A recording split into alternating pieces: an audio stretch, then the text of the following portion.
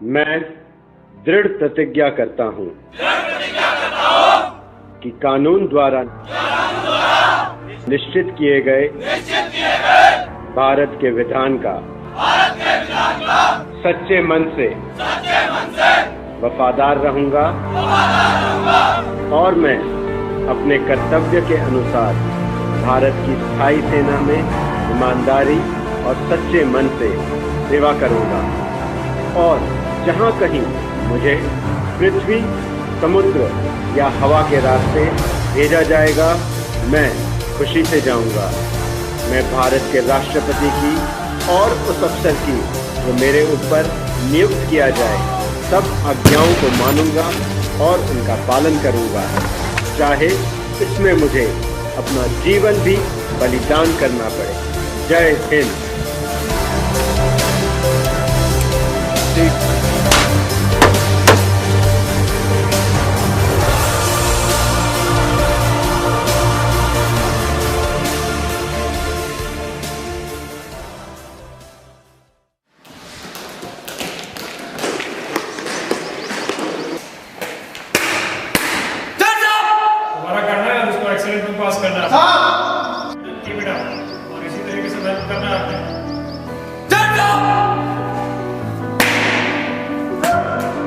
हमारी regiment brigade of the guards युद्ध में अपने रण कौशल और बहादुरी के लिए जानी जाती है और शांति काल में भी हम ड्रिल, डिसिप्लिन और टर्नआउट के लिए मशहूर हैं। इन मुद्दों को हासिल करने के लिए हम पूरे देश भर से अच्छे कद काठी वाले और तगड़े जवान भर्ती करते हैं। हम रेजिमेंटल सेंटर में उनको weapon training, physical training, education, swimming और ड्रिल आदि की कड़ी ट्रेनिंग देते हैं।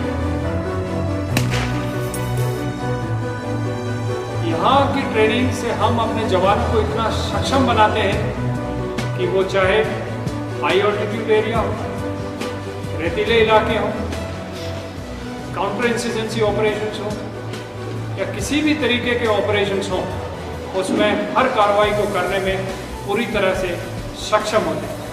हमारी इस कड़ी ट्रेनिंग का ही नतीजा है कि इस रेजिमेंट को आज तक 10 बैटल ऑनर और थिएटर ऑनर से नवाजा गया है।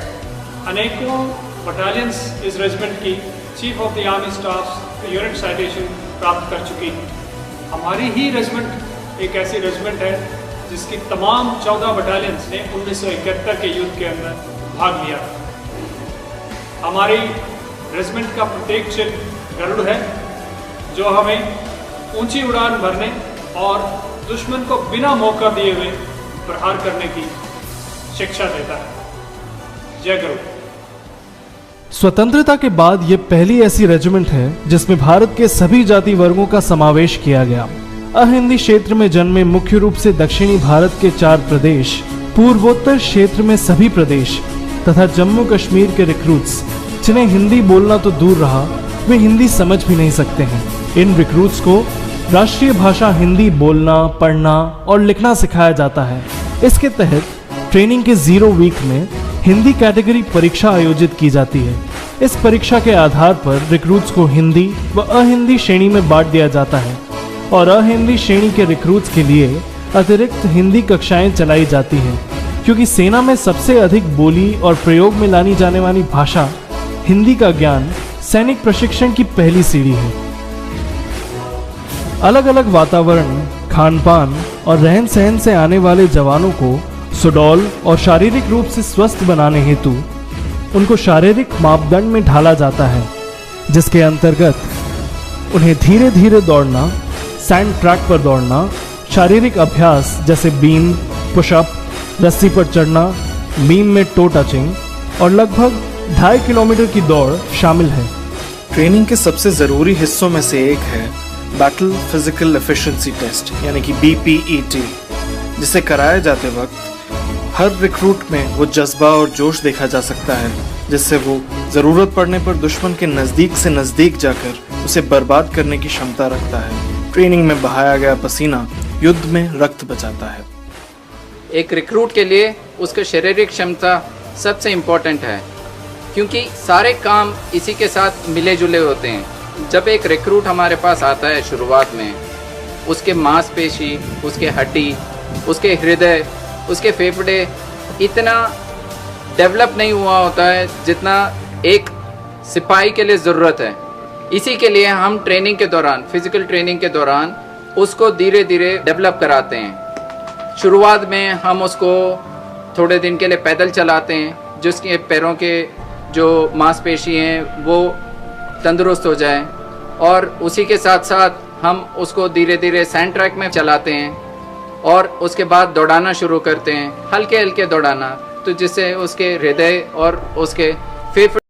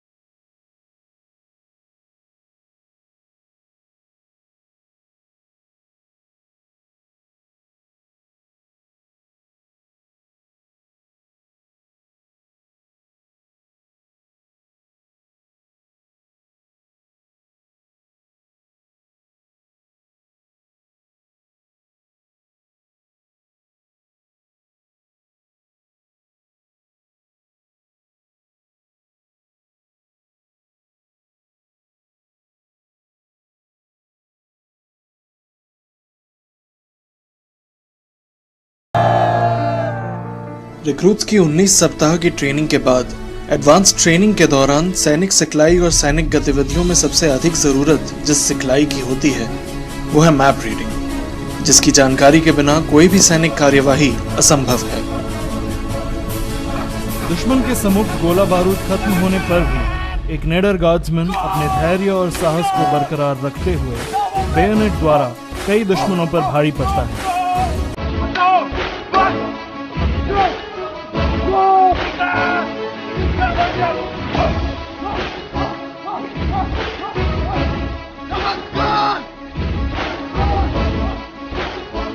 भारतीय जवान को आपातकालीन स्थिति में हवा, जमीन और पानी के रास्ते जाना पड़ सकता है, जिसकी तैयारी में तैराकी की सिखलाई निहायत जरूरी है। ब्रिगेड ऑफ द गार्ड्स में देश के हर कोने से लड़के आते हैं। कुछ ऐसे क्षेत्र से लड़के होते हैं जिन्होंने कभी नदी या तालाब नहीं देखे होंगे। ऐसे लड़कों के लिए तैराकी के अलग अलग अवस्थाएं, जिनमें ट्यूब तथा रस्सी का सहारा लेकर उनका डर दूर करना, धीरे धीरे तैरना सीखना, एक अच्छा तैराक बनना और किसी डूबते हुए साथी या व्यक्ति को बचाना सिखाया जाता है।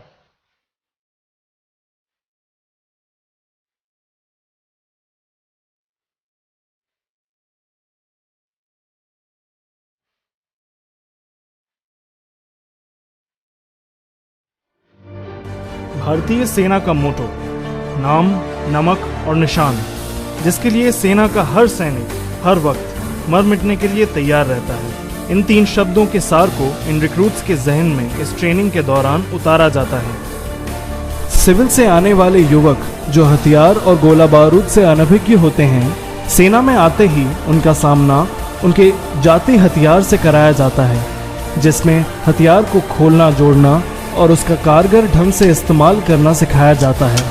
और एक गोली एक दुश्मन का लक्ष्य हासिल करना इस ट्रेनिंग का मुख्य मुद्दा है। ट्रेनिंग का उद्देश्य एक रिक्रूट को युद्ध के लिए तैयार करना होता है। हम यहाँ ट्रेनिंग में एक रिक्रूट को फिजिकली और मेंटली बहुत स्ट्रॉन्ग बनाते हैं। फिजिकली स्ट्रॉन्ग बनाने के लिए पीटी, स्विमिंग, क्रॉस कंट्री और बॉक्सिंग का इस्तेमाल किया जाता है, और फिजिकल ट्रेनिंग के द्वारा ही एक रिक्रूट को मेंटली बहुत स्ट्रॉन्ग बनाया जाता है। ट्रेनिंग के आखिरी में हम इसको प्रैक्टिस की क्लास चलाते हैं, और 34th वीक में जैसे आप देख रहे हैं अभी बैटल इनोकुलेशन हो रहा है। इस दौरान हूबहू जैसे युद्ध में जो कार्रवाई होती है, जो माहौल होता है, वो क्रिएट किया जाता है। एक रिक्रूट का पूरा ड्यूरेशन ट्रेनिंग का 38 वीक का होता है और आखिर में पासिंग आउट परेड होकर वो अपनी नेक्स्ट पे पलटन में जाता है। हम इस 38 वीक में उसको एक बहुत ही नीडर, बहादुर और अपनी पलटन में जगह लेने के लिए पूरी कार्रवाई सिखाते हैं। अभी आप जो देख रहे हैं, ये रिक्रूट माइनफील्ड क्रॉस कर रहे हैं। लड़ाई के दौरान इनको इस प्रकार से माइनफील्ड मिला जाएगा और माइनफील्ड में क्या गतिविधि होती है उसके अभ्यास अभी चल रहा है। इसके बाद रिक्रूट बाहर निकलकर धावा करेंगे एनिमी के डिफेंस के ऊपर। आप बैकग्राउंड में देख सकते हैं कि इस समय स्मोक का इस्तेमाल किया जा रहा है और साथ में ही जो बाकी आर्टिलरी जो शेल्स होते हैं उसका प्रयोग भी डमी के तौर पर बताया जा रहा है। युद्ध में जीत के लिए जरूरी है दुश्मन को बर्बाद करने के साथ साथ खुद की भी सुरक्षा करना। इन रिक्रूट्स को जमीन और मौसम के अनुसार खुद को ढालकर दुश्मन के बारे में जानकारी हासिल कर उसे अधिक से अधिक नुकसान पहुंचाना सिखाया जाता है।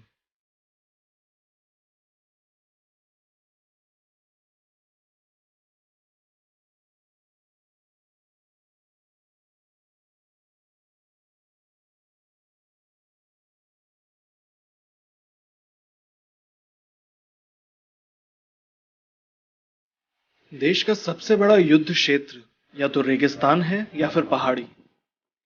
जरूरी है कि युद्ध के समय साधनों की कमी होने पर अपना हथियार, गोला बारूद और जरूरत का सामान मीलों दूर तक ले जाया जाए।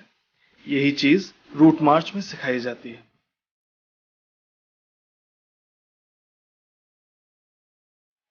36 सप्ताह के सैनिक प्रशिक्षण की समाप्ति से पहले यूनिट परिसर से दूर जंगल में टेंट लगाकर युद्ध में सामने आने वाली कठिनाइयों से निपटने हेतु दी जाने वाली ट्रेनिंग के लिए जंगल कैंप की व्यवस्था की जाती है। इस कैंप में demo, firing, escape and aviation, map reading, सीमित सामान और बर्तनों में खाना बनाना, अपने हथियार और युद्ध में काम आने वाले सामान के साथ 40 किलोमीटर की दूरी दिए हुए समय में तय करना, जिनमें टीम स्पिरिट और सहनशक्ति का मादा सिखलाया जाता है, इस कैंप के मुख्य हिस्से हैं। 34 सप्ताहों की ट्रेनिंग के अंत में जोश, जज्बा और टीम स्पिरिट का सबसे बड़ा उदाहरण है जोश रन प्रतियोगिता। लड़ाई में एक जगह से दूसरी जगह कैंप बदलना और खुद खाना बनाकर युद्ध अभ्यास, डिफेंस और दुश्मन के करीब से करीब जाकर उनमें डर पैदा करना, अपने ट्रुप्स का हौसला बढ़ाना, दुश्मन को बर्बाद करने की सिखलाई और रिक्रूट्स ट्रेनिंग का निचोड़, यही है जोश रन।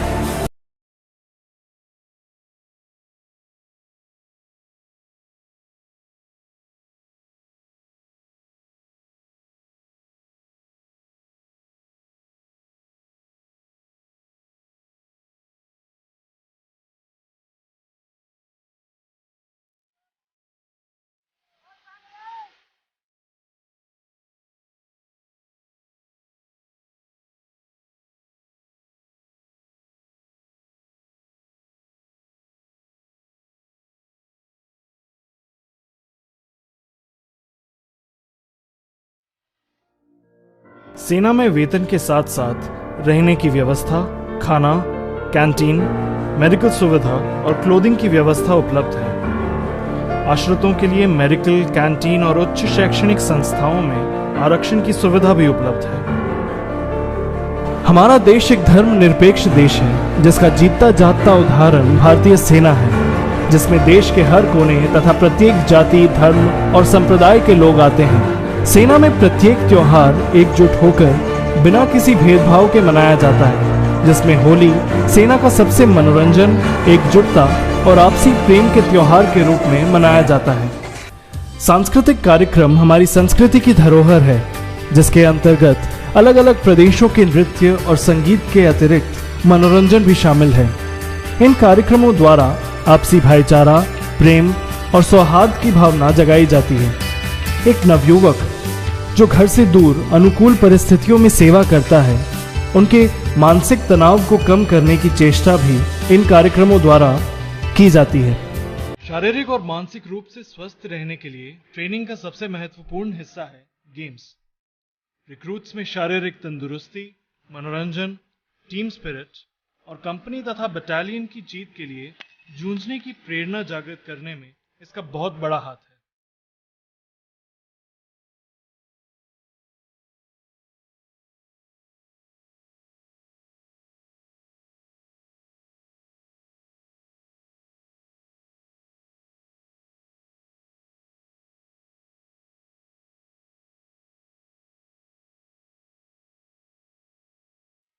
सैनिक गतिविधियों में ग्रह, उपग्रह और तारों की अहम भूमिका है, जिनकी सहायता से हमें दिशा के निर्धारण में मदद मिलती है। अतः रिक्रूट्स को तारामंडल की उपयोगिता एवं चंद्रमा की कलाओं की सिखलाई दी जाती है। रात के समय दुश्मन के नजदीक जाने, अपने ठिकाने बदली करने, एक जगह से दूसरी जगह जाने और अन्य सैनिक गतिविधियों के लिए दुश्मन की नजर से बचने के लिए तारों का सहारा लेकर कार्यवाही की जाती है। जैसे जैसे तकनीक ने विकास किया है, प्राचीन परंपरा को छोड़कर, जैसे धूप में अपने स्थान से कई किलोमीटर दूर फायरिंग रेंज पर फायर और अभ्यास करने के बजाय सुसज्जित बंद कमरे में नवीनतम हथियारों द्वारा अचूक फायर की क्षमता हासिल कराई जाती है। चलती हालत में दुश्मन पर अचूक निशानेबाजी में दक्षता हासिल करने के लिए हिट एंड मिस तकनीक के माध्यम से रिक्रूट्स को सिखलाई दी जाती है। इस तकनीक में अभ्यास करने के बाद एक गार्ड्समैन चलायमान टारगेट पर अचूक निशाना लगाने में सक्षम बन जाता है। एक सिविलियन बच्चे के सेना भर्ती होने पर सेना की बुनियाद अर्थात ड्रिल की सिखलाई दी जाती है, जिसके अंतर्गत एक जैसी वर्दी पहनना, एक जैसा चलना फिरना, संयम रखना और हुक्म मानने का मादा पैदा करना है। ड्रिल की सिखलाई से एक सिविलियन के व्यक्तित्व में निखार लाकर उसे एक अनुशासित एवं चुस्त सैनिक बनाया जाता है। इसके अतिरिक्त बातचीत करने का तरीका, एक ट्रुप में एक जगह से दूसरी जगह जाने का तरीका तथा अपने उच्च ओहदेदार को सम्मान देते हुए सैल्यूट करना सिखाया जाता है। हथियार के साथ गार्ड ऑफ ऑनर देना, गार्ड माउंटिंग तथा सेरेमोनियल परेड इस सिखलाई के अहम हिस्से हैं। 36 सप्ताह की कठिन शारीरिक और मानसिक प्रशिक्षण पूर्ण करने पर जब रिक्रूट गार्ड्समैन बनने से पहले पासिंग आउट परेड में भाग लेता है और अंतिम पग पार करने पर एक सफल गार्ड्समैन बन जाता है, इस गौरवमयी क्षण के साक्षी इन गार्ड्समैन के अभिभावकों को परेड के मुख्य अतिथि द्वारा गौरव पदक से सम्मानित किया जाता है। भारत के सच्चे सपूत और वीर योद्धा नायक जदुनाथ सिंह 4 गार्ड्स और लांसनायक एल्बर्ट इक्का 14 गार्ड्स, जिन्होंने क्रमशः सन 1948 और सन 1971 के भारत पाक युद्ध के दौरान अद्भुत साहस, वीरता और त्याग का प्रदर्शन करने के लिए वीरता के सर्वोच्च पुरस्कार परमवीर चक्र से सम्मानित किया गया।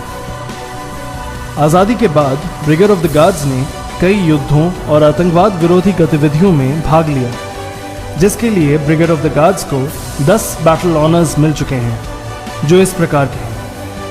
1948 नौशेरो और गुरेज, 1965 गदरा रोड और वर्की, 1971 शिंगो रिवर वैली, सिलहट, हिल्ली, अखौरा और Ganga Sagar. Brigade of the guards को युद्ध के दौरान उल्लेखनीय प्रदर्शन करने के लिए 10 थिएटर ऑनर मिल चुके हैं, जिसका विवरण इस प्रकार है। 1965 में 3 गार्ड्स और 5 guards, 1971 4 guards, 5 guards, 7 guards, 8 guards, 9 guards, 11 guards, 12 guards और 14 गार्ड्स। भारतीय सेना ही देश की एक ऐसी संस्था है जिसमें जाति, धर्म और संप्रदाय के आधार पर कोई भर्ती हेतु रियायत नहीं दी जाती है। इसी धर्म निरपेक्षता को मद्देनजर रखते हुए सेना में सर्वधर्म स्थल की व्यवस्था है, जिसमें सभी धर्म के जवान एक साथ एक छत के नीचे बिना किसी भेदभाव के अपने अपने आराध्य देवता की पूजा करते हैं, जो कि अनेकता में एकता का परिचायक है।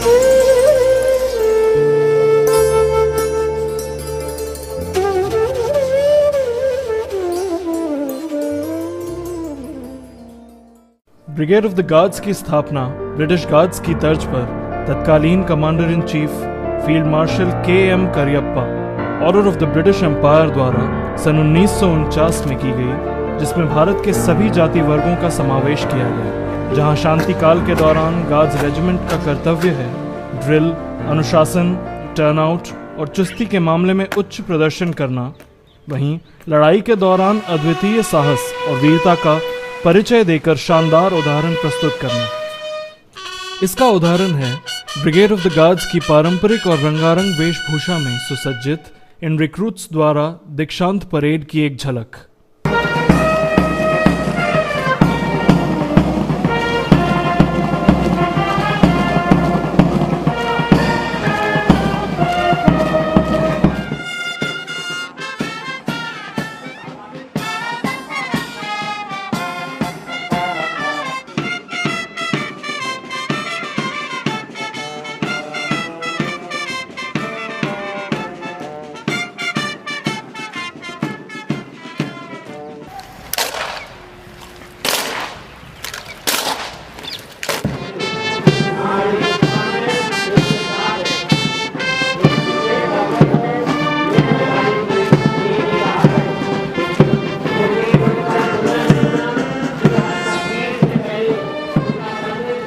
रेजिमेंट बैंड द्वारा बजाई जा रही धुन पर धीमी चाल से चलते हुए अंतिम पग को पार करके अमर शहीदों से आशीर्वाद प्राप्त करते हुए गार्ड्समैन अपनी कर्मभूमि की ओर प्रस्थान करेंगे। गार्ड्स रेजिमेंट के सीनियर अधिकारियों की संस्तुति के पश्चात सन 1949 में रेजिमेंट के जन्मदाता फील्ड मार्शल के.एम. करियप्पा ने खड़े रूप में पंख फैलाए गरुड़ पक्षी को ब्रिगेड ऑफ द गार्ड्स का प्रतीक चिन्ह स्वीकार किया। गरुड़ भगवान विष्णु का वाहन है, जो कि राक्षसों का नाशक माना जाता है। इसके साथ भगवान श्री कृष्ण ने अर्जुन को गीता ज्ञान देते हुए कहा था कि सभी पक्षियों में श्रेष्ठ पक्षी मैं गरुड़ हूँ।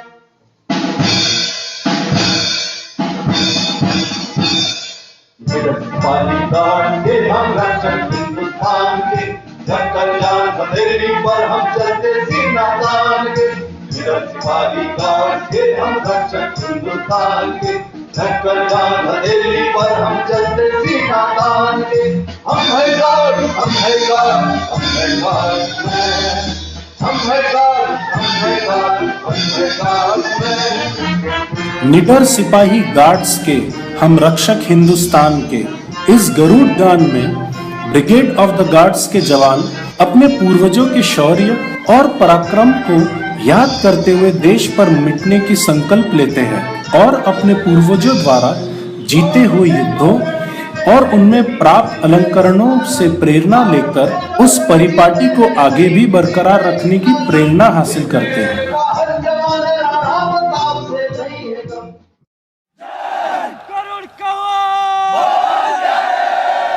गार्ड्स ब्रिगेड द्वारा अपनाया गया युद्ध घोष वॉर क्राई गरुड़ का हूँ बोल प्यारे, जिसका अर्थ है कि हम भगवान विष्णु के प्रहारक वाहन गरुड़ से संबंध रखते हैं, जो बड़ी फुर्ती और चतुराई से दुश्मन पर सटीक वार कर उसका अंत कर देता है। लड़ाई के दौरान इस युद्ध घोष से दुश्मन की सेना का मनोबल एकदम टूट जाता है।